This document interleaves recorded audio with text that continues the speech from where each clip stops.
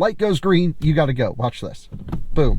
On and we're going. The fastest engine startup I have ever experienced, ever. Hey guys, welcome to another Kyle Connor YouTube channel video. In this video, I'm going to basically share my opinions, my experience, and a point of view driving review of the new W206 C-Class. Now, this has been in the review fleet for some amount of time, and I've sort of neglected to ask for it. I've been driving a whole bunch of EVs, plug-in hybrids, mostly filming for our out-of-spec reviews channel. You guys know we don't typically do EVs on this channel. I mean, we do, but only if it's like a video I don't want to put on out of spec. This is really where, you know, you can join me to drive other cars that don't really fit within the out of spec network. And some of that, most of that is combustion stuff. You guys know I'm a combustion enthusiast. I love them. I also love electric cars. And so I think it's really important that I stay on top on what's happening with the auto industry as a whole, drive all of the cars from all the automakers. Of course, we'll make electric vehicle content for out of spec,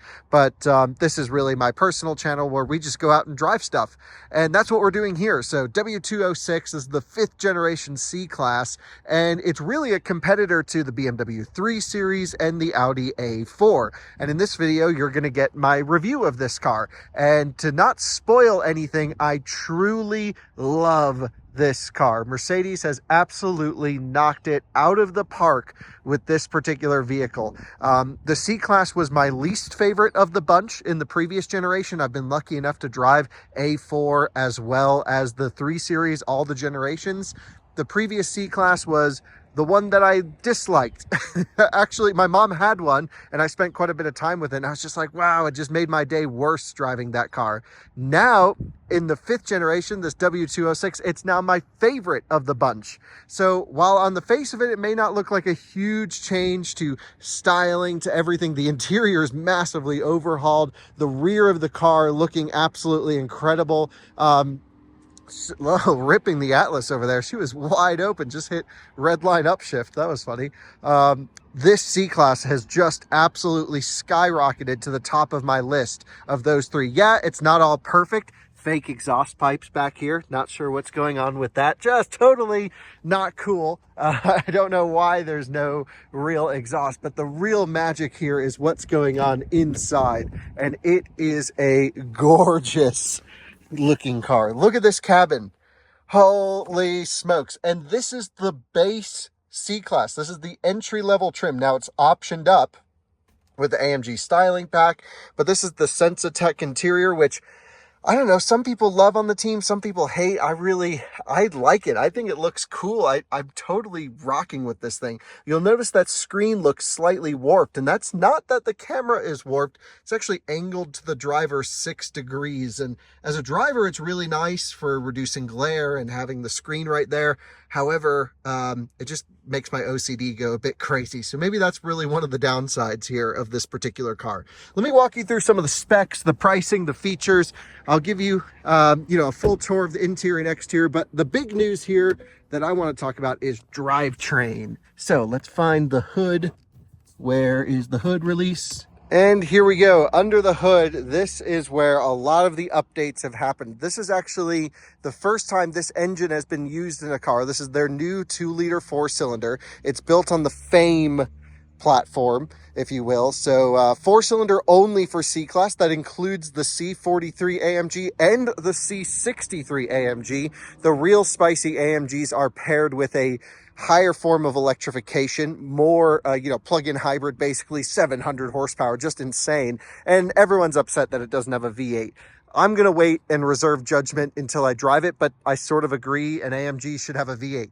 In this video, we're talking about the base C-Class. This is the C300 4MATIC. So this is like the Northeast spec or the Colorado spec, just for a daily driver. So we don't need to focus too much on performance. However, every C-Class is electrified. What I mean by that is, unless you're going for the plug-in hybrid, the C63, the rest get a 48-volt mild hybrid basically integrated starter generator into the front of the transmission. So in between the engine and the transmission is your ISG. It gives you a 20 horsepower boost and 148 pound-feet of torque, and it is magic. And I'll show you that when we drive. The way that this engine turns on, it is so refined. And using electrification to enhance combustion is where I really love the integration of these hybrid systems. Using like a plug-in hybrid where the gas engine helps the electric bits, like plug-in hybrids are primarily supposed to be electric around town and then you use gas on road trips.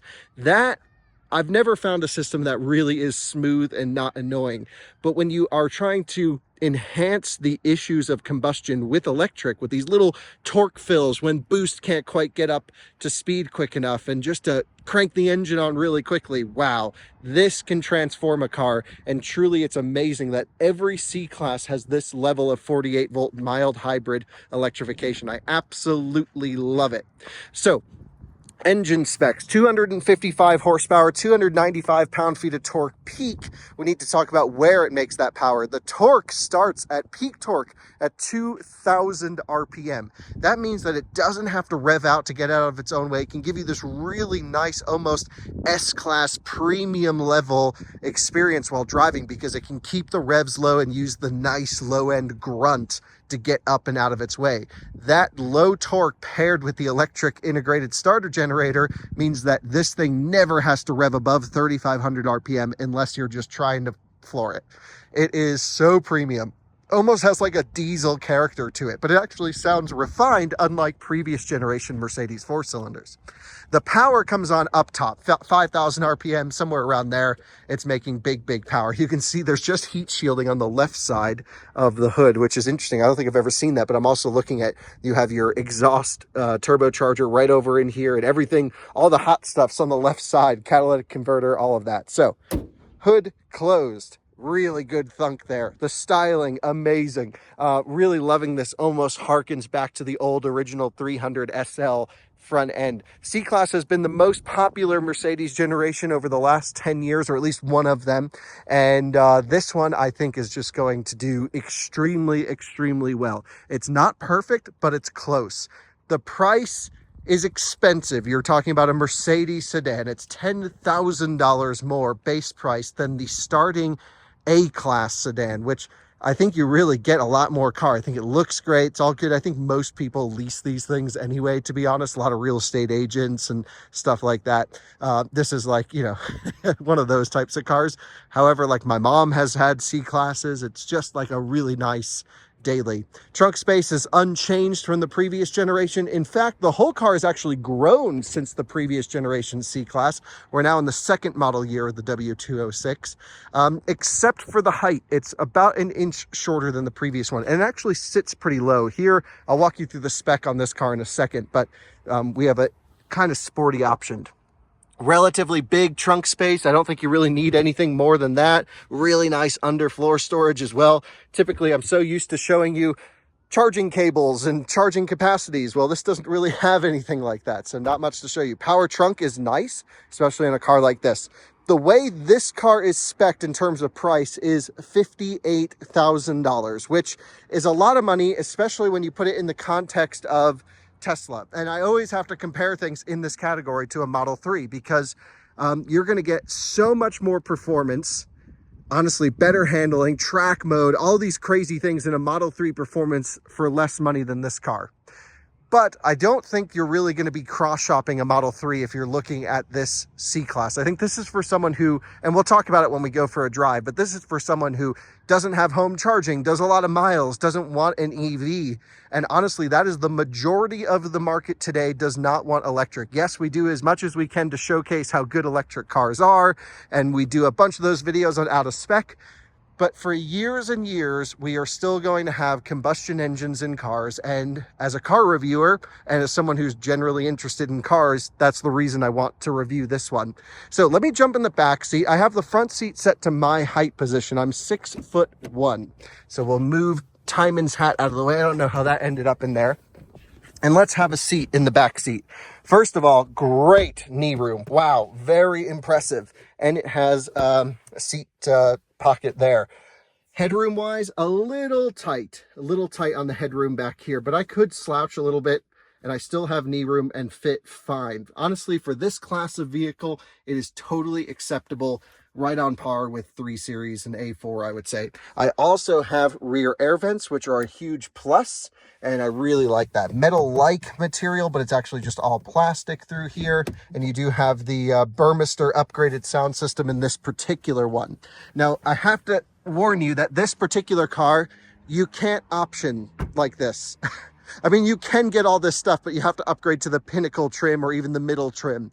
This is like a weird press car that Mercedes optioned, that you can't do this in a configurator way. This is essentially the base entry-level C-Class with a lot of options on it. For example, it's got the full driver assistance package with lane centering, and we'll talk about that as we drive with auto lane changes. You can't get that unless you option up the trim. So all of this is a little bit more just as a review car spec, if you will. I guess they can sell it, but you can't option it this way from the factory. Nice knurling on the seat controls through here. This one has heated seats, ventilated seats, are quite an expensive $450 option.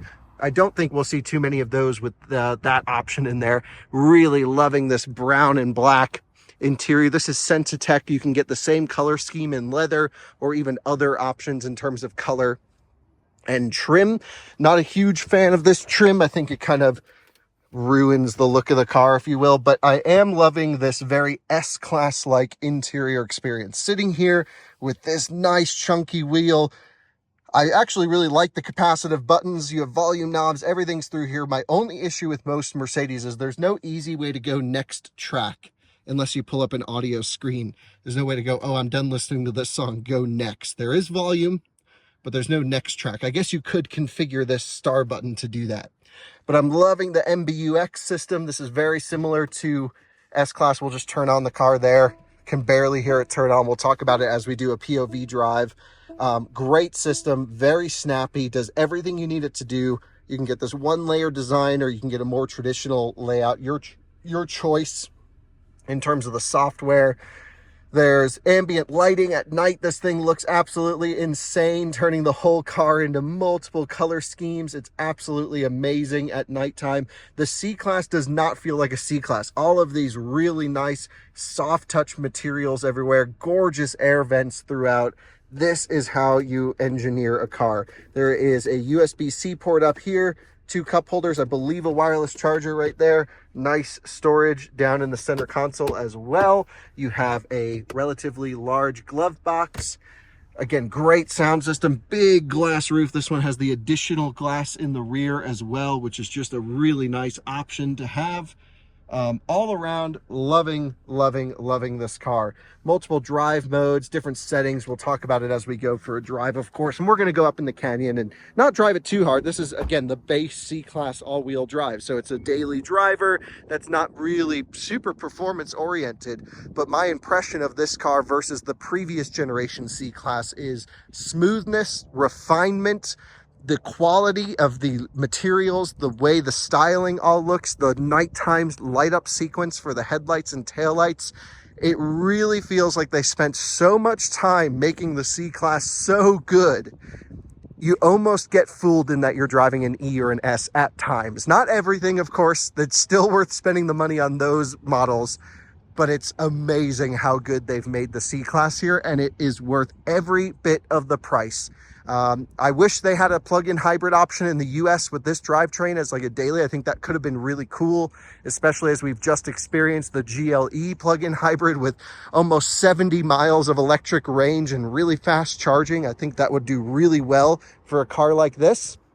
However, if you're just looking for a daily driver that's combustion, the right size, it's great driving dynamics, great drivetrain calibration, it's all good here. I do have some issues with the brake pedal. I have a couple issues with the suspension being slightly too firm with this AMG sporty suspension, but we'll talk about that when we drive it. So let's get behind the wheel. Let's go drive this thing up in the canyons, shall we? Well, now you join me as my point of view. So we have this, sort of AMG line-ish steering wheel that I think looks incredible. It's quite thick, but I actually think fits the character of the car pretty well. And I like the material of everything. So anyway, I've pulled up here. Of course, you have full MBUX capability. You have this one-layer design. If you want it, you can pull up, your navigation settings over here. You can pull up whatever you really want. I have my phone connected, stuff like that.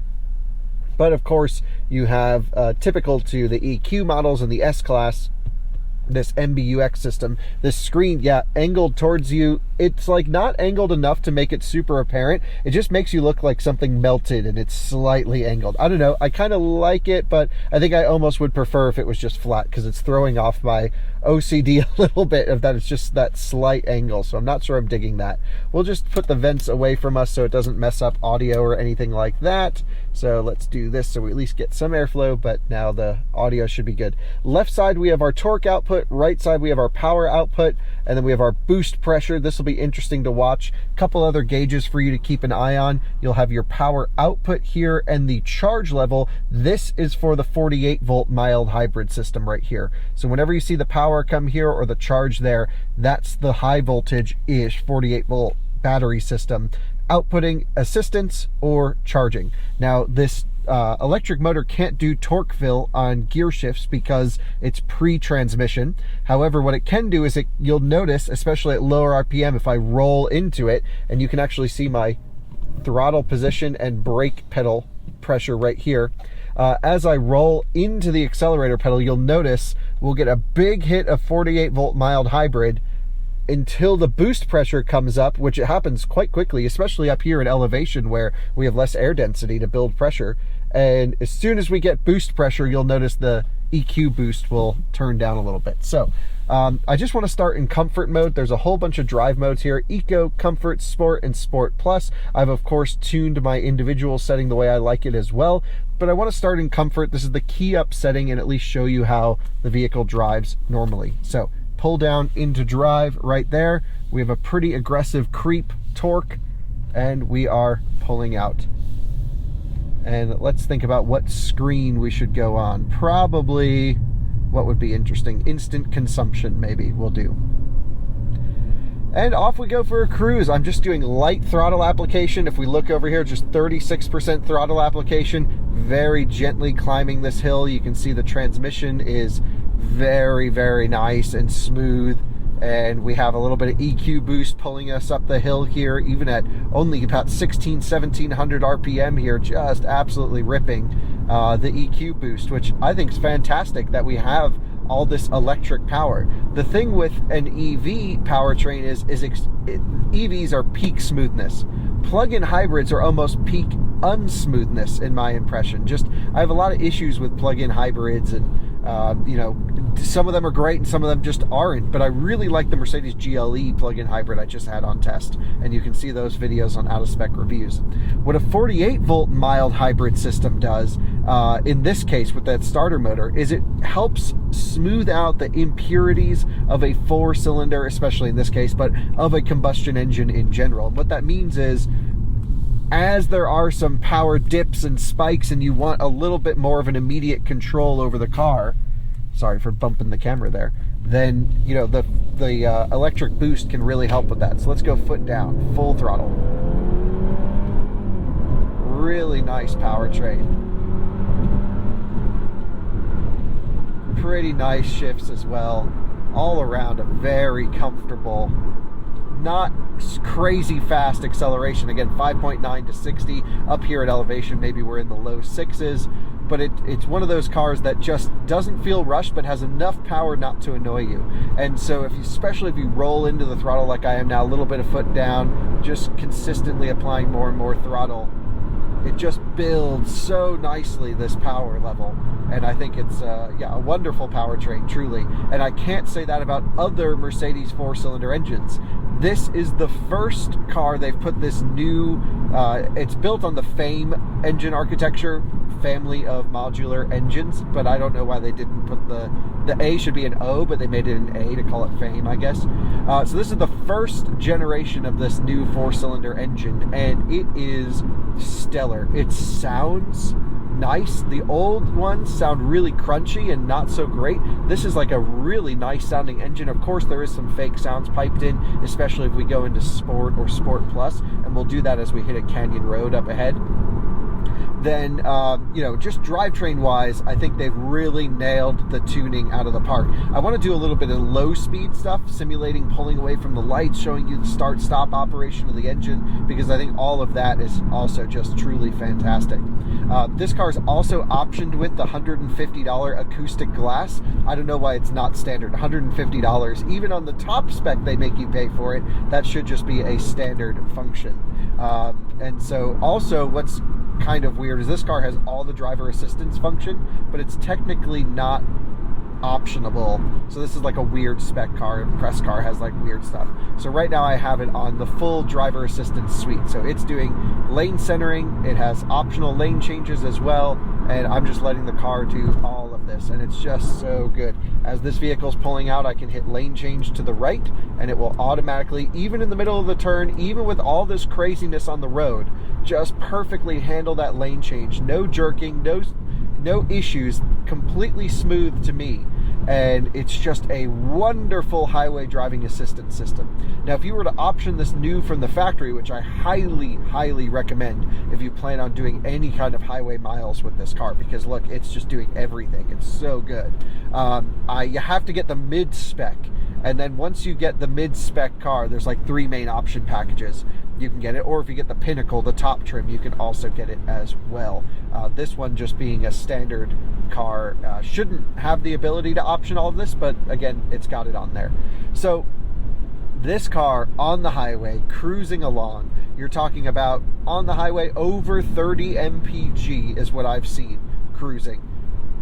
I don't really know if you can beat it. Of course, you're going to get a lot of people that are like, why don't you just drive electric? And I would agree, like for 99% of use case, I've just canceled the lane change here because I took over manually. For 99% of people, having a electric car makes a lot of sense, especially if you can charge at home. But there's a few use cases where a combustion car like this is still extremely relevant. And that would be for folks who A, don't like electric or not ready to switch, or B, to do a ton of miles in places with little charging infrastructure, out here as an example. Or honestly, if you're not able to have home charging, like that is a huge portion of the population. And in that case, a plug-in hybrid doesn't even make sense because those only work when you're able to really plug them in. So I think if you're going for combustion, you're really looking at this versus the BMW 330i xDrive or the Audi A4 Quattro. And I got to tell you, I've driven all of them, and I kind of like this one the most. So let's do a quick launch here. There's no one around, so we'll come to a stop. We'll left foot brake it, floor it with the right. So left foot to the floor, turn auto start stop off for a second. Flooring it with the right, brake boost, go. Kind of runs out of steam way up top in the rev range, but plenty of strong performance. And we'll back off there. No problem at all in terms of power. I mean, I don't think anyone's going to need any more power. Of course, there's going to be higher performance versions of the C-Class. You'll have the C43 AMG as an option, and also the C63 plug-in hybrid as an option. That one I'm really looking forward to trying, because all the enthusiasts are pissed that it's going to have, of course, a 4-cylinder engine. Basically an adapted version of this M257, is it? The engine that's in this one. And I don't know, like, I actually think as long as it sounds okay, it's cool with me. I don't think it's going to sound okay, and really it should have a V8, but I guess those days are gone. So as far as a 4-cylinder goes, if this is a starting point for how the AMG is going to feel, or even the spicier ones, count me in, because that sounds really quite nice and interesting.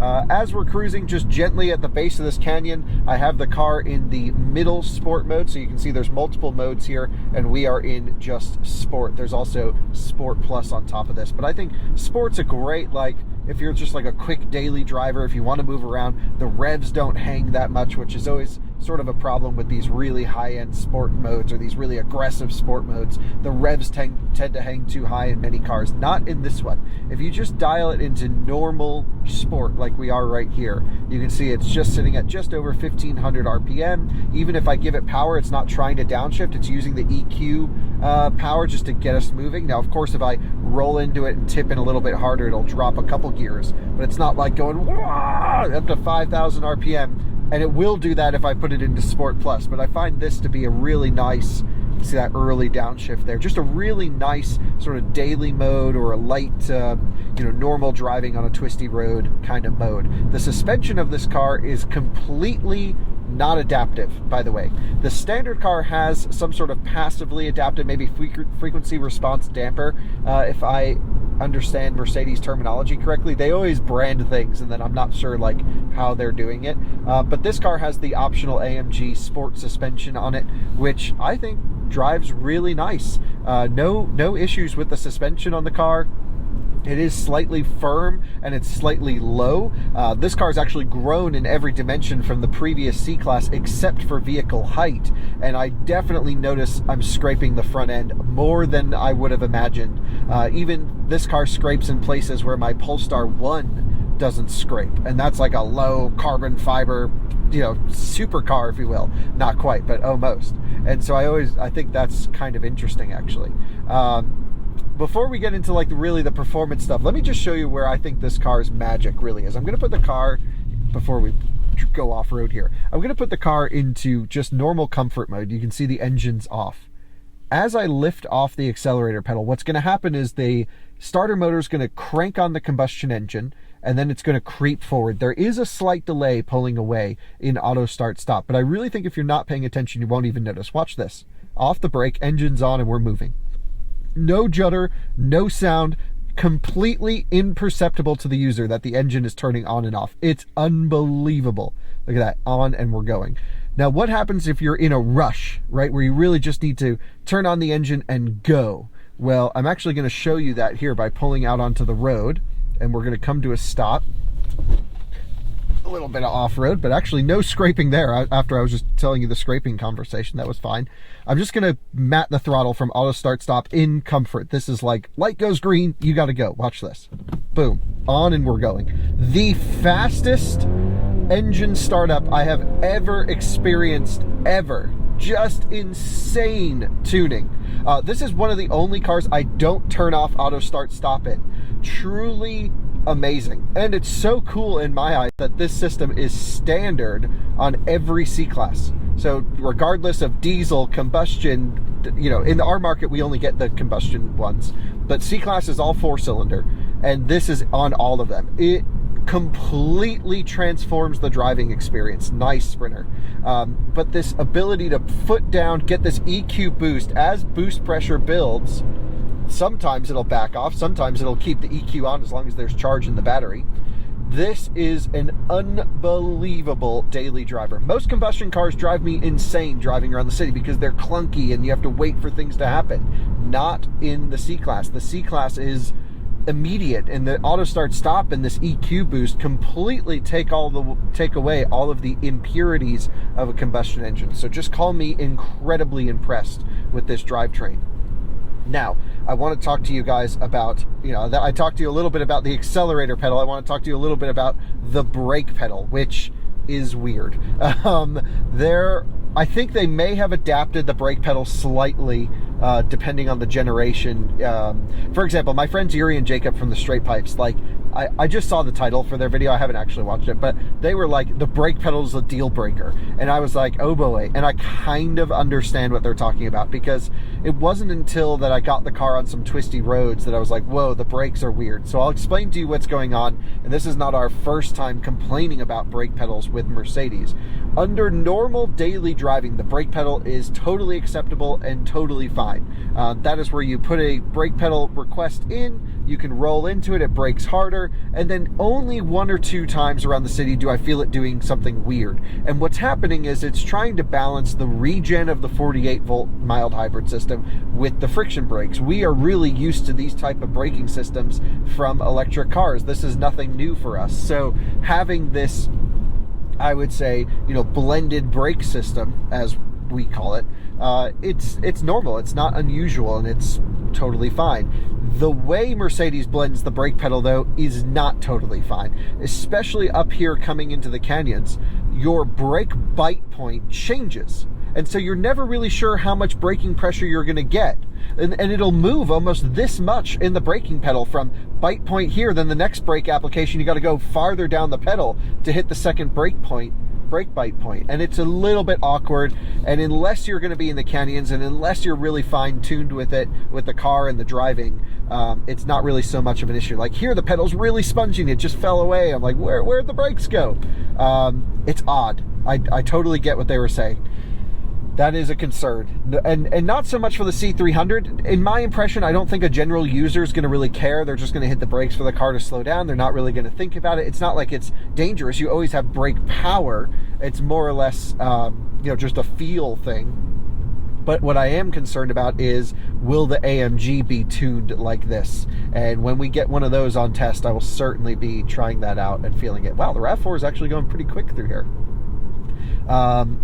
Again, just cruising along in sport mode. What else is there to tell you about the braking system? Really not much. The transmission, this 9-speed transmission, has been adapted and updated for the new generation C-Class. They took a lot of the external coolers, ECUs, electrical lines, pumps, and they've integrated a mechanical oil pump into the transmission as well as an electric oil pump, and that can reduce a ton of load on the transmission. And overall, the transmission has less friction than previous generations and 30% lighter than previous generations as well. They've just taken so much of the external components and built it into their 9-speed auto transmission, which is truly amazing. It's not the fastest shifting transmission in the base C300, especially here. If I just do a full throttle kickdown, watch how it's not very quick to downshift. Watch, foot down. There we go, little lag.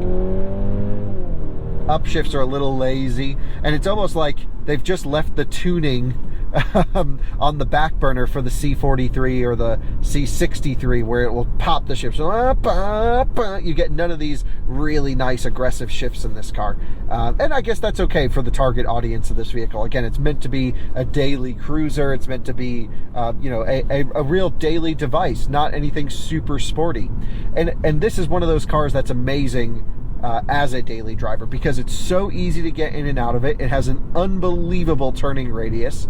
Everything is so premium and refined and just looks incredible to the eye. And honestly, I really like this base MB text interior that this one has. I know there have been some complaints from owners thinking it doesn't feel like leather. You can option real leather, but I actually prefer this interior, and I think it looks and feels nice. The seats are amazing. Sound system's really good. The Burmester in this one, again, a base car typically won't get this sound. Well, sorry about that. My camera actually overheated. I thought that was pretty interesting. But I guess let's just do a quick burst of maybe a little bit more performance-oriented driving. So we'll go into Sport Plus.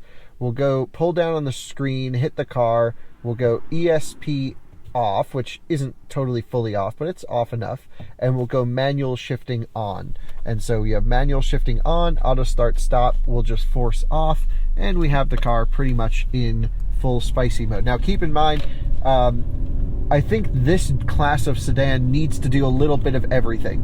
BMW 330 is a really fun car to drive around. This certainly has much lighter steering, but I think much better styling. So you have to weigh these, like, design versus maybe performance calibration versus Audi, which might be a blend of both. But let's just kind of send it a little bit through here. Nothing crazy. Soft car, really light steering. Paddles respond quickly, but it is a little bit slow once it does try to downshift. Steering is a really quick ratio. It's quite lazy on center and then ramps up very quickly as you get lock on the wheel. What I mean by that is the ratio is almost changing throughout the entire steering input. So although it has the exact same 2 turns lock to lock as a Tesla Model 3, it means it's so much less darty on initial steering tip-in. But when you get some lock on it, whoa, the car wants to turn, and it feels really eager to turn. A little downshift here into second gear, 5,000 RPM, foot down. Just feeling nice, controlled, balanced, as you would expect. Brakes actually feeling pretty good as you get into them. Once it builds pressure in the braking system, it feels pretty nice. And so, yeah, this is not going to really require a full performance evaluation from me. It's not really meant for that. Of course, when we get the AMG, we'll get it on track. But just kind of driving normally, I would say, down these canyon roads. Really nice, stable, very light steering. as you would expect from a Mercedes. But maybe this underlying edge of eagerness, I think, would be in there from the chassis. You can definitely tell they had a little bit more fun engineering this one, or engineered some more fun into this than the previous C-Class. So I kind of like this underlying agility. And of course, we're stuck behind some cars and we don't need to go fast on public roads. But there you have it from a performance side. So let's take it out of Sport Plus. Let's put it now into Sport mode and back into drive. Everything back into sort of comfort mode, if you will, or for a Canyon, regular sport mode. And sort of share my final thoughts on the C300. And this was a car that I've sort of been putting off reviewing. It's been in the review fleet here in Colorado for a while, and I thought, okay, well, let me get through the more important cars, the electric cars from the out-of-spec side, and then we'll, once we kind of run through all the EVs that are in the fleet, we'll switch over to some of these combustion cars and plug-in hybrids and mild hybrids and all that stuff. And I'm kind of sad that I waited this long to review the new C-Class. It's been out this is now its second year on the market, and holy smokes, this is the new benchmark, I would say, in this category. Now, compared to BMW 3 Series and compared to A4, they're all priced roughly the same. It's a highly competitive market. They're all roughly the same power outputs. Like, they're very closely matched up. The Audi's actually the fastest of the bunch, if I remember correctly. And, doesn't really matter. I think you're buying this off of what badge do you want on the front of the car and how does the car make you feel, more than the individual, oh, this one has the smoothest drivetrain calibration and all that stuff. I've driven all three, and my choice easily would be this C-Class. I love this car. I don't know how else to explain it to you. This car is one of those cars I look forward to getting into it. It's visually extremely attractive from the outside and especially the inside. These air vents, the ambient lighting at night is just insane. It feels like a nightclub in here. Mercedes has always killed it with the ambient lighting. There's so many interior colors and trims and ways you can personalize the car. It has one of the best driver assistance systems I've ever used on the highway. I love this driver assistance system for just sitting on the highway, effortless lane changes. It's extremely quiet with this extra $150 noise acoustic glass option. I would highly recommend that. The Burmester rips. There's really nothing here to fault. There's a reason the C-Class has been the best-selling car in the Mercedes lineup for the last 10 years, and now there's no reason why this shouldn't continue to be the case, because you get so much E-Class and so much S-Class in this new C that it's like, wow. What do you even get when you spend the extra, $12,000 to get an E, and then the extra $30,000 on top of that to get an S, or $40,000 on top? Now, I'm not comparing this to an S-Class. That certainly is a much nicer vehicle, much larger, much more luxurious, quieter, more comfortable, etc. But what I'm trying to tell you is you get whiffs of S-Class in this one. You really get the impression of how an S-Class drives and feels and the touch points. And it's a car I fit into nice. I can sit on the ground. It's a car that I would say is not ostentatious. It's just like a really nice car. And it's not cheap. I mean, like a really nice option, one of these, you're going to get for about $57,000 or so. This one's $58,000 as tested. Again, you can't configure one like this. So you're like, I think my first recommendation in a sedan category is always like Model 3, because it's just a inexpensive, comparably car with more performance and certainly more technology than this. However, this feels 100 times nicer. I own a Model 3, so I can do that direct comparison. I mean, this feels 100 times nicer on the inside. It's way quieter. It's just a Mercedes. It's a totally different experience. And if you want an electric car, you go Tesla. That's my recommendation. You go for a Model 3 in this category, because there's not very many other small sedans. There's the Ioniq 6, but then you got to deal with, poor charging network and experiences, and they're just joining the NACS thing now. But basically, you're looking at C-Class because you're not considering an EV, and out of the bunch of competitors that this car has, this is now the one to go for. Previously, the C-Class was my last choice. I like the A4, I love the 3 Series, and now I truly love the C-Class. All of the new changes for the current generation make this car just unbelievably good. And it's actually a car I'm going to recommend to a lot of people. And I'm so glad that I had the experience to try it. I'm just so enthused with the drivetrain tuning, the performance of this 4-cylinder engine, the lack of lag. This EQ boost is just fascinating to me, how well everything works and how much torque there is in this thing. It's probably the closest to EV driving experience you can get in a combustion vehicle. And the last C-Class was the exact opposite. So Honda's going for the pass, sending it. Very nice. Well, I can't thank you guys enough for watching this quick Kyle Connor review. There was so much more I wanted to get into with this car, but I just had to tell you truly how awesome it is, how I really think it's worth every penny of the price. And I think Mercedes has just absolutely nailed this car. Just blown away, truly. So maybe I'll do more in-depth testing, more in-depth reviews, really cover the whole point of the car if you guys really like these combustion car reviews. I figured I'd just try it out on this channel, see what you guys thought. There will never be much EV content on the Kyle Connor channel because the EV stuff goes on out of spec, of course. So this is just, you know, what I'm interested in cars and what I share with you. And I always tell you not to subscribe to this one because this is just my personal throwaway fun channel, videos that I would be making for fun either way, not just for work. And this is definitely one of them. And wow, we have a stellar vehicle I've been driving this week. More POV content to come on this one on our POV motoring channel. Can't thank you guys enough for watching. See you on another one soon. Bye-bye.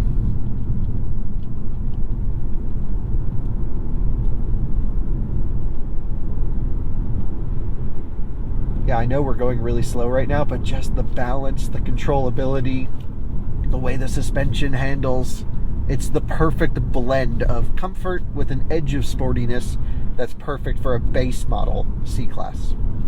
Thanks again for watching. Bye-bye.